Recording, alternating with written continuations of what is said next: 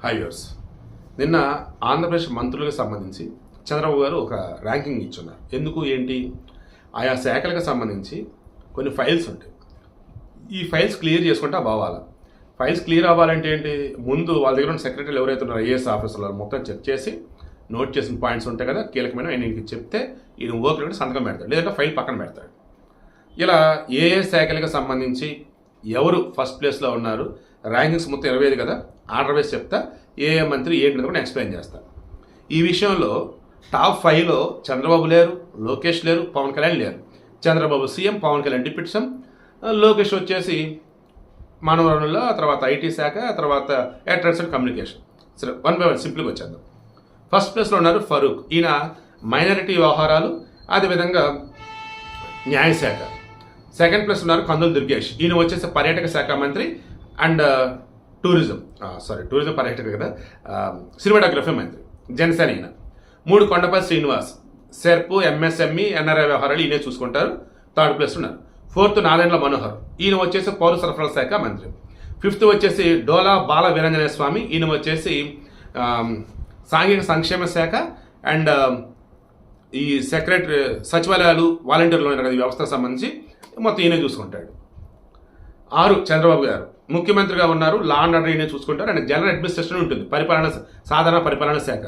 ఎవరైనా ఎక్కడన్నా విఆర్ఏ పంపుతున్నా, ఎవరైనా సస్పెండ్ చేసినా ఇమీడియట్గా వచ్చేసి ఈ జిఐడికి అటాచ్ చేస్తారు వాళ్ళని. లైక్ అది ఈయన పరిధిలోనే ఉందన్నమాట.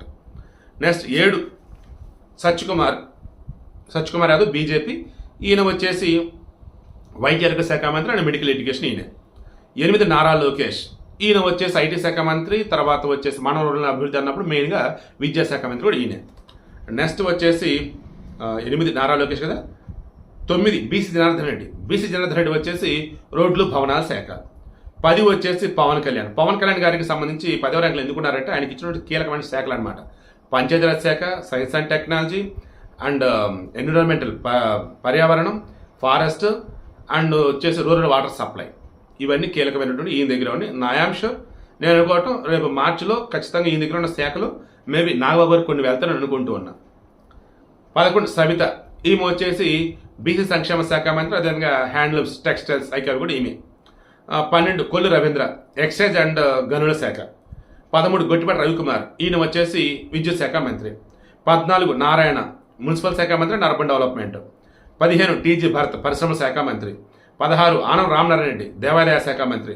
17 అచ్చెన్నాయుడు, వ్యవసాయ శాఖ, డైరీ డెవలప్మెంట్, మత్స్య శాఖ, పశుసంవర్ధక శాఖ మొత్తం ఈయనే చూసుకుంటారు. 18 రాంప్రసాద్ రెడ్డి, ఈయన వచ్చేసి రవాణా అండ్ క్రీడలు, యువజన వ్యవహారాలు. 19 గుమ్మడి సంజయరాణి, ఈమె వచ్చేసి గిరిజన సంక్షేమ శాఖ, తర్వాత వచ్చేసి స్త్రీ శిశు సంక్షేమ శాఖ కూడా ఈమె చూస్తారు. 20 వంగలపూడి అనిత, హోంశాఖ మంత్రి. 21 అనగాని సత్యప్రసాద్, రెవెన్యూ శాఖ మంత్రి అండ్ స్టాంప్స్ కూడా ఈయనే. 22 నిమ్మల రామానాయుడు, ఈయన వచ్చేసి మన నీటిపారుదల శాఖ మంత్రి. So 23 Kolusu Parthasarathi, INPR minister and గృహ నిర్మాణ శాఖ మంత్రి. 24 పయ్యావుల కేశవ్ గారికి సంబంధించి ఎక్కడ లేని భారవంతి ఇప్పుడు ఈయన మీదే ఉండిద్ది, ఎందుకంటే శాసన వ్యవహారాలు చక్కబెట్టాలి అండ్ ఆర్థిక శాఖ మంత్రి కూడా ఈయన. 25 వాసెట్ సుభాష్, ఈయన మరి లాస్ట్ ఉన్నర్ ఏంటంటే ఇన్సూరెన్స్ సెక్టర్కి సంబంధించి ఆయనే అండ్ కార్మిక శాఖ సంబంధించి కూడా ఆయన అనమాట. సో ఇది మంత్రులకు సంబంధించి వాళ్ళ దగ్గర ఉన్నటువంటి ఫైల్స్ క్లియర్ చేసే విధానానికి సంబంధించి ర్యాంక్స్ ఇచ్చుకుంటూ వెళ్ళినప్పుడు లిస్ట్ అనమాట. సో మీరు చెప్పండి, మంత్రివర్గ విస్తరణ ఖచ్చితంగా రేపు మార్చిలోనే, ఏప్రిల్లోనే ఉంటుంది. దెన్ వీళ్ళల్లో ఎవరిని మంత్రి స్థానం నుంచి తీసి పక్కన పెట్టే అవకాశం అయితే ఉండొచ్చు, లేదు ఎవరి మంత్రిత్వ శాఖలు చేంజెస్ చేయొచ్చు అంటారు. కింద కామెంట్లో తెలియచేయండి.